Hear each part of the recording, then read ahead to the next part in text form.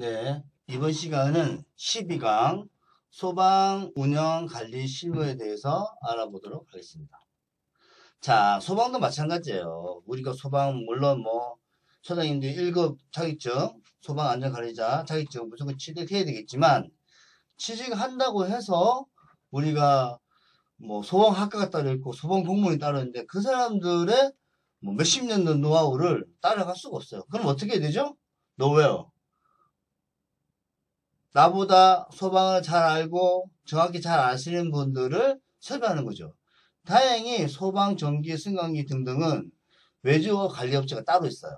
그래서 외주 관리업체에다가 소방을 용역을 맡기면 됩니다. 그래서 그렇지만은 우리 소장님들이 대략적으로 이게 어떻게 돌아가는지를 알고 있어야 돼요. 물론 뭐 전기 소방 자격증 공부하러 가면은 더 많이 디테일하게 알 겁니다. 한번 보도록 하겠습니다. 자, 그러면 용역을 준다. 용역 그러면 얼만데? 우리 대충 금액 알아야 되잖아요. 그래서 2,000평이면, 2,000평이 뭐죠? 연면적.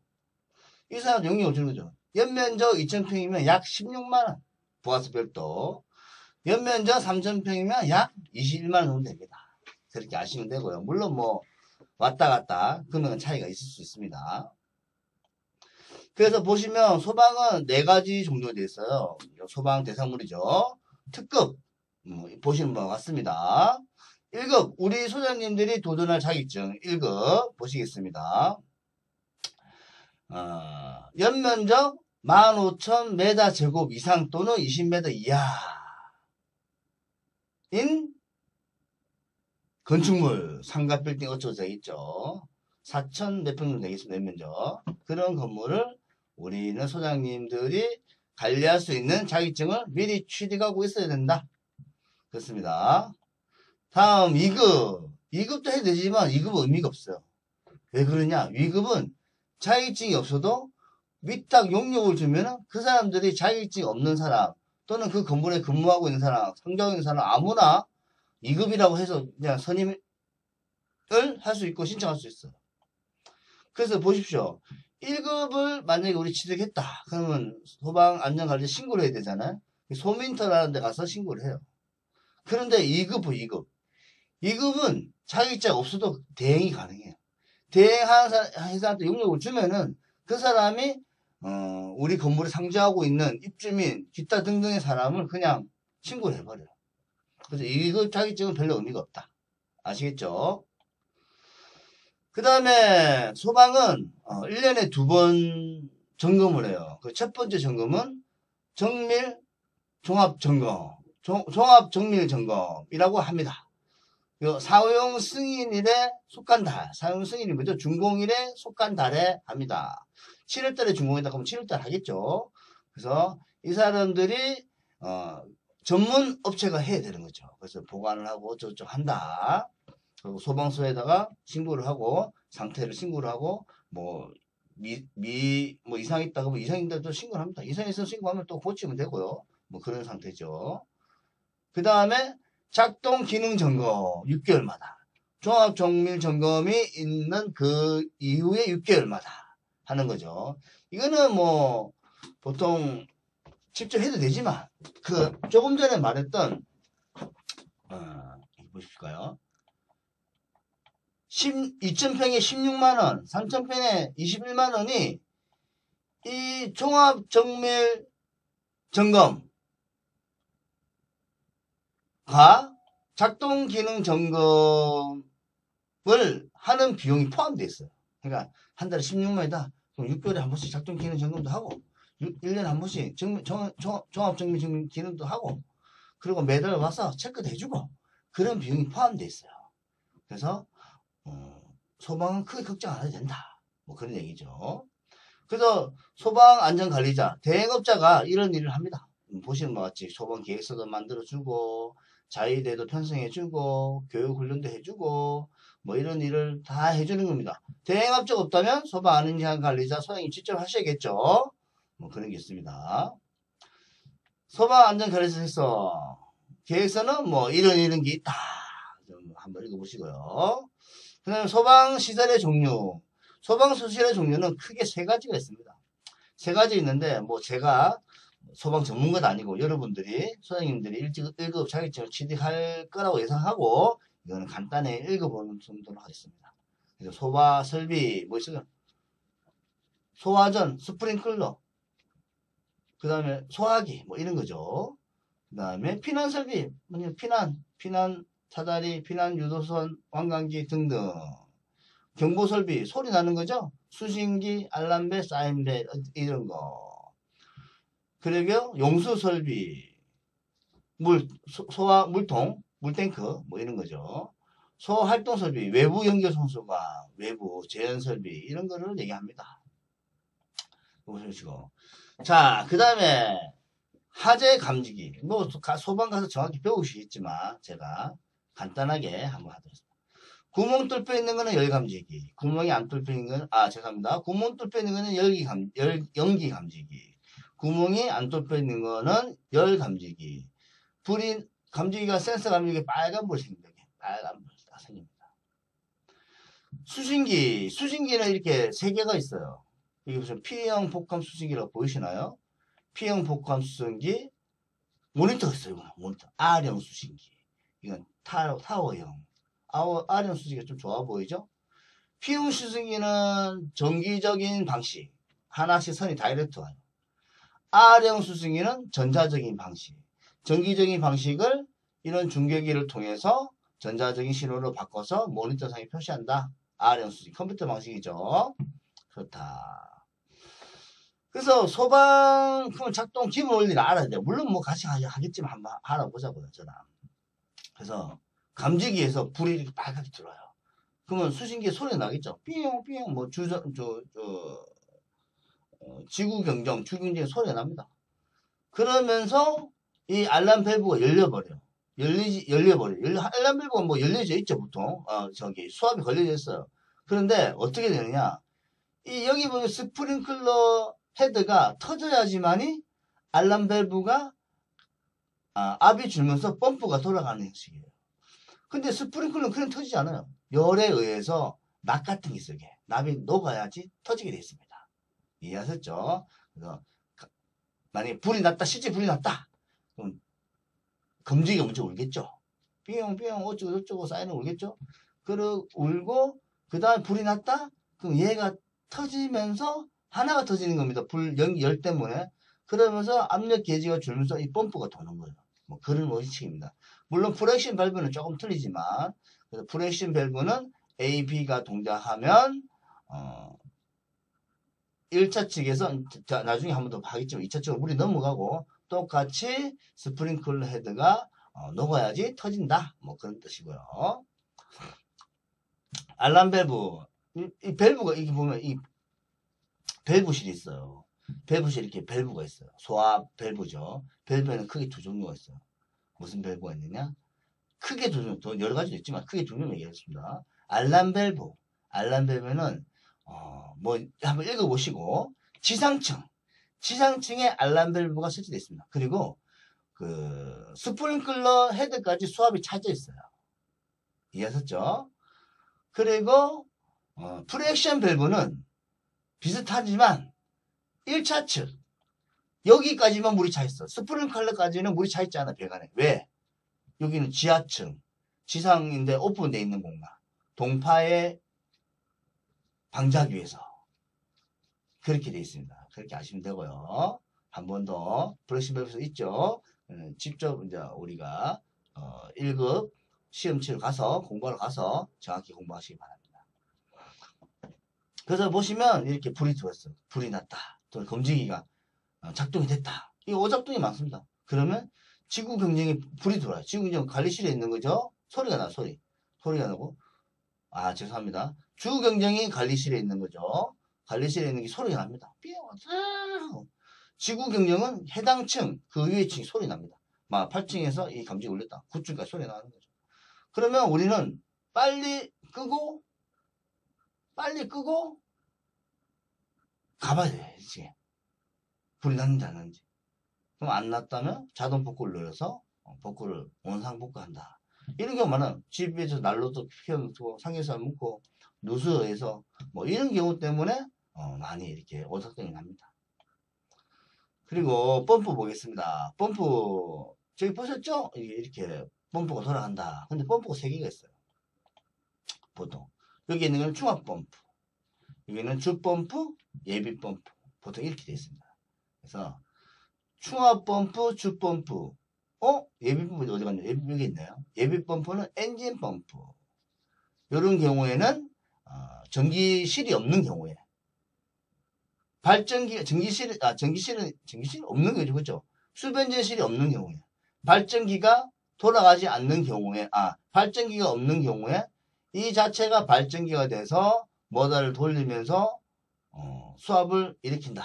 뭐 그러면 이거 껐다 켜는 거 숙지하셔야 됩니다. 그리고요. 또 소방은 이렇게 짧게 하고 바로 이어서 전기시설 짧습니다. 전기도 바로 한번 보도록 하겠습니다.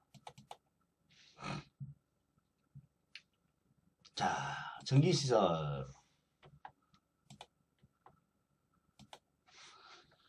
13강 전기시설 운영관리 똑같습니다. 우리가 어떻게 전기를 할 수 있겠어요? 전기 모르는데, 저도 잘 모르는데. 똑같이 소방과 같이 전기도 외주에 영역을 줄 수 있어요. 어떻게? 1000kW 이상일 때, 그리고 발전기가 500kW 이하일 때, 이하라 그러면 1000kW 이하일 때, 발전기가 500kW 이하일 때. 근데 보통 이게 어느 건물이냐? 1000kW면 한 4000평, 5000평까지도 5000평? 지금 있는 건물은 8000평짜리인데도 1000kW가 있어요. 그러니까 한 연면적이 5000평 정도까지는 1000kW로 무조건 거의 커버되어 있다. 근데 우리 소장님들은 3000평짜리 건물 갑니다. 보통. 거기는 무조건 600-700kW, 700-800kW다. 500kW도 있고. 작다. 2000kW 이상인, 1000kW 이상이면 무조건 전기 산업기술을 써야 되겠죠. 근데 2000kW 이상일 때는 경력이 있는 전기기사나 산업기술을 써야 된다. 그래서 우리는 이분한테 용료하는 분한테, 전기 용료 위조하는 분한테 잘 보여야 됩니다. 그러시면 되고요. 그래서 보겠습니다.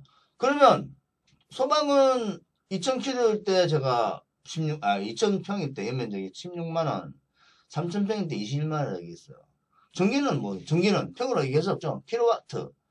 전기의 변전실 변압기의 용량에 따라서 금액이 정해져 있어요. 자, 보시겠습니다. 100kW 이하면 12만원. 300kW 이상 400kW면 26만원인데 한 달에 2번 와요. 무조건 2번 와야 돼요. 점검하러. 그리고 600kW고 700kW 이하면은 52만원. 3번 옵니다. 3번. 700kW고 800kW 이하면 63만원. 4번. 한 달에 일주일에 한 번씩 오는 거죠. 근데 이거는 대략적인 가격입니다. 물론 뭐 이 가격에서 싸질 수도 있고 좀 비쌀 수도 있으니까 보시면 되고요. 이런 3-4번 올 때 우리가 몰랐던 거, 궁금한 거 이런 거를 요청하면 됩니다. 뭐 밥도 사주고 뭐 예를 들어서 뭐 비용은 주지만 그래서 일반적으로 이런 수변전실을 관리하는 비용이지 일반 우리 그 공용 부분의 전기를 관리하는 비용에서는 좀 결여되어 있어요. 하지만 뭐 우리는 갑이고 이 사람들은 어리기 때문에 큰 공사가 아니라면 해줄 수 있습니다. 그리고 공사를 하면은 공사를 해서 정확하게 관리비에 부과하면 됩니다. 어렵지 않습니다. 그러시면 되고요. 그래서 한번 뭐 간단히 보도록 하겠습니다. 이거 전기 한도 끝도 없기 때문에 대략적으로만 알고 가면 됩니다. 대략적으로만. 그리고 노웨어 우리 전문가들 섭외하면 되는 거니까요. 한국전력에서 22,900부터 보내줍니다. 와, 또 전기 세다. 22,900부터를 보내서 우리 상가에 있는 변압기를 통해 380V로 전환됩니다. 여기까지는 이해하셨죠? 380V. 그래서 이렇게 됩니다. 수변전 설비 변압기죠. 변압기를 통해서 배전 간선, 각 층에 보내는 시스템, 배전판을 보내서 그 전기가 조명 설비, 동력 설비, 전열 설비로 나눠줍니다. 조명 아시겠죠? 동력은 이 건물을 돌리기 위한 동력, 예를 들어서 모다, 펌프, 냉동기, 여러 가지 있겠죠. 동력 설비로 나눠지고요. 전열 설비는 콘센트라고 합니다. 그래 보시면 되고요. 그래서 이제 각 건물 앞에 이렇게 되어 있습니다. 한전, 이거는 한전 패드 스위치라고요.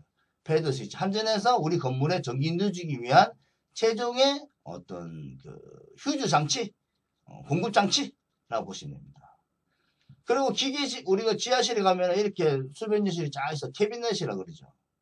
이 캐비넷을 딱 열면 요런 게 들어있어. 변압기. 450개 돼 있죠. 뭐 몇 킬로와트 이렇게 적혀 있습니다. 보시면 되고요. 열면 이렇게 돼 있는 거예요. 켜롭게 열면 이렇게 돼 있습니다. 그리고 배전, 간선. 전기를 통과한 메인 전기를 쭉 나누는 거죠. 여기 보면 1층, 2층, 3층, 4층, 5층, 6층, 7층, 8층 뭐 이렇게 쭉 나누는 거죠. 메인 브레이커. 그리고 그렇게 되어 있습니다. 그런데 이제 층에 가면 층에는 이렇게 되어 있겠죠.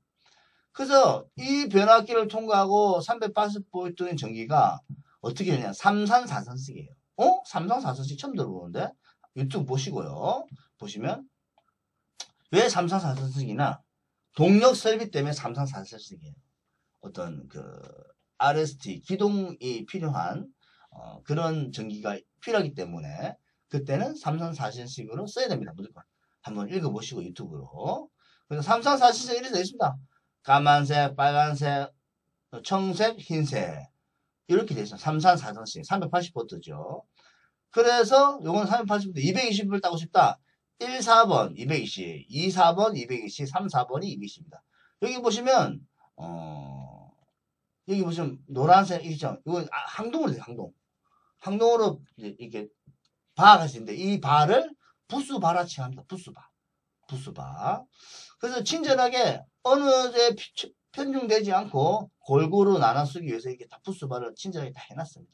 그래서 한쪽에만 부하가 많이 걸리지 않도록 그렇게 돼 있고요.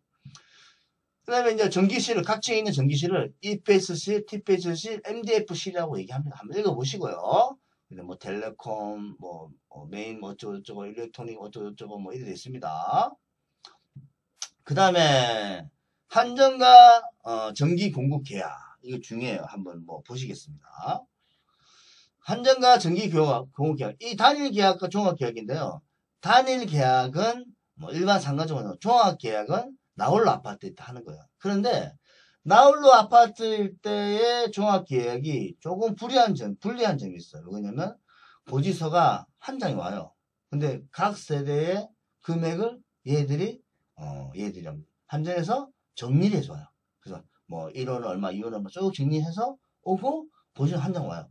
그 합계가 예를 들어서 고지서는 200만 원인데 세대 합계가 100만 원이다. 100만 원은 공용 정리죠. 그래서 부과하는 거예요. 그리고 단일 계약은 한전의 개별 세대 전기금 오지 않고 그냥 메인 계량기간 검증해서 와요. 나머지 요금은 세대 요금 관리 정해라. 뭐 그런 뜻이죠. 보시면 이렇습니다. 그래서 단일 계약과 종합 계약의 장단점이 뭐냐? 자 보시겠습니다. 한번 종합 계약은 주택용 저압 요금을 주택용은 저항 요금치입니다. 그래서 누진세가 있는 거죠. 누진세 아시겠죠? 공동요금은 일반용 공동요금을 써요. 그래서 누진세가 없어요. 그리고 단일 계약은 주택용 고압요금 누진세가 없어요. 이렇게 얘기합니다. 근데 비교 분석을 해봤어요. 종합 계약일 때는 230만 원, 단일 계약일 때는 146만 원, 63%안 돼요. 어느 게 이득일까요? 단일 계약이 이득이라고 생각하지만 입주민들은 아주 훌륭한 분들이 많습니다. 그래서 내 전기요금을 왜 너희들이 매기냐? 관리소에서 한전에서 매기게 해주라. 그런 경우 이렇게 설명해도 그런 경우가 있습니다. 자 보세요. 단일 계약의 단점. 단일 계약의 단점은 그런 거. 왜 너희들이 전기요금을 매기냐? 난 믿지 못하겠다. 이런 게 있고요. 장점은 금액이 쌉니다. 일단 싸집니다. 누진세가 없어요. 세대가 아무리 많이 써도 누진세가 없어요. 그리고 공동요금을 많이 쓰면 뭐라 하자서 경비실에 많이 쓰고 그러면 뭘 하니까 공동요금은 약간 조금 세대를 좀 보낼 수 있어요. 거기 장점이 있어요. 그 종합계약의 단점은 누진세가 있어요. 그리고 관리비 공동요금의 전기요금이 100% 오픈돼요. 100% 오픈. 그래서 공동 전기요금이 많이 나오면 그거를 투입 줬습니다. 아주 힘들죠. 장점은 세대 요금에 대해서는 아무런 태클이 없다. 한전에서 그대로 주는 거니까요. 그럼 한전 전에도 그대로 알려줍니다. 뭐 그런 게 있습니다. 보시면 되고요. 그리고 이거 한번 읽어보도록 하겠습니다. 명의 변경할 때 이런 서류가 필요하다. 이거 보시면 되고요. 명의 변경할 때. 그 다음에 연대 보증도 이렇게 있어야 된다. 명의 변경할 때. 그 다음에 전기요금의 안부에 대해서 알아보도록 하겠습니다. 전기요금은 한전에서 원격 검증해요. 우리 변전실에 있는 원격 검증. 그러면 얘들이 고지서 딱 보내줍니다. 검침할 때 우리도 세대를 검침해야 돼요. 같은 시점에 10일날 검침인데 우리도 10일쯤 해야 돼요. 세대 검침하는 거죠. 그래서 고지서가 오고 세대 검침해요. 그러면 여기서 고지서가 1000km 쓰고 100만 원이다. 세대 검침이 700km밖에 안 되는데 검침하고 나머지는 300km는 공용 부분이라고 추정하는 거죠. 공용 부분에 다 계량이 없으니까 뭐 승강기에 계량이 따로 있고 복도에 따로 있고 이러지 않지 않습니까?